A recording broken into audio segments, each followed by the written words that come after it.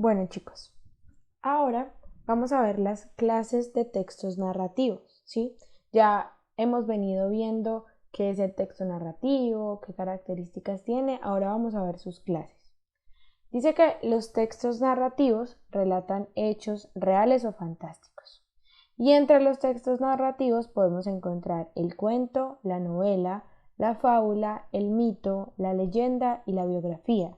Pero para esta ocasión específica vamos a ver el cuento y la novela, pero hoy le vamos a dar el paso al cuento.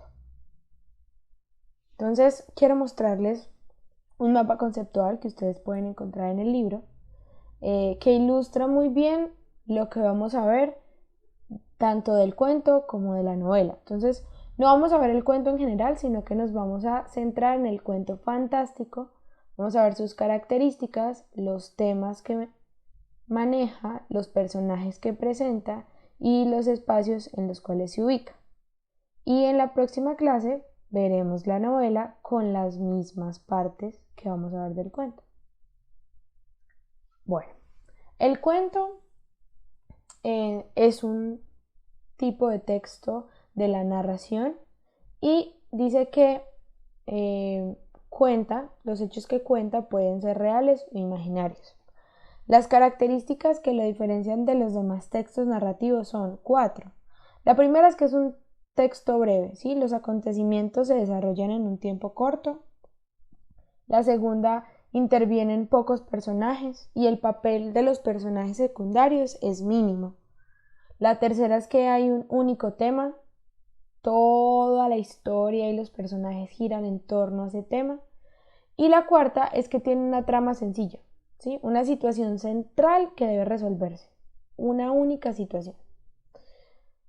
Es bueno que podamos definir la palabra trama. Dice que es el conjunto de acontecimientos que ocurren en una narración, pero a la vez también es un conjunto de hilos que se cruzan y se enlazan para formar una tela o tejido.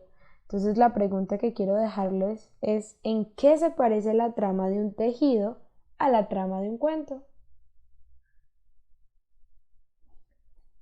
Bueno, ahora sí nos vamos a centrar especialmente en el cuento fantástico. El cuento fantástico relata hechos sorprendentes e inesperados, que podrían parecer sueños, con seres que no existen en la realidad. Entonces, ejemplo de ellos son los sueños, cuando parece que estamos volando, o si hablamos de hadas, todo eso es fantasía. Y aunque no es real, la literatura nos permite leerla, vivirla, imaginarla, entre otras. Entonces yo les recomiendo que puedan leer los ejemplos que presenta el libro para que puedan tener un mayor acercamiento al cuento fantástico. El origen del cuento fantástico. En la Edad Media las personas se preguntaban por lo que había a su alrededor, ¿sí? Sobre el enigma del mundo de los sueños, cómo darle una explicación a eso que llamábamos sueños. Y las respuestas a todas esas preguntas se plasmaron en el cuento fantástico.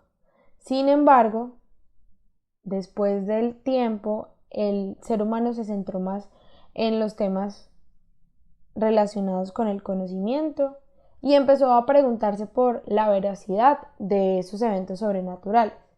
Entonces, todo eso que tenía que ver con la fantasía se limitó a los espacios de las narraciones fantásticas. Ahora, el cuento fantástico presenta unas características. Una de las principales es que lo que ocurre en los cuentos fantásticos se ubica entre el sueño y la realidad. El lector utiliza herramientas para ubicar el escritor, el narrador, utiliza herramientas para ubicar al lector entre el sueño y la realidad. Entonces el cuento fantástico deja esa incertidumbre, si es real o si es fantástico. Entonces, el lingüista y teórico literario Betan Todorov se encargó de diferenciar tres aspectos, que es lo fantástico, lo extraño y lo maravilloso. Resulta que lo fantástico es ese juego entre la realidad y los elementos sobrenaturales. Entonces, muchas veces para el lector puede ser difícil establecer si es real lo que está ocurriendo o son productos de sueños o la locura, como en Alicia en el País de las Maravillas. Lo extraño muestra cosas irreales, increíbles, pero que tienen una explicación lógica, o sea, los puede hacer posibles, como en el caso de El almohadón de plumas. Y lo maravilloso presenta lo sobrenatural como parte de la vida cotidiana, como se puede notar en las historias de Harry Potter.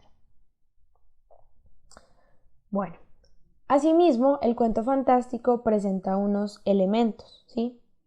Que deben tener unas características especiales para ser parte del cuento fantástico. Entonces, el primero que vamos a ver es los temas, ¿sí?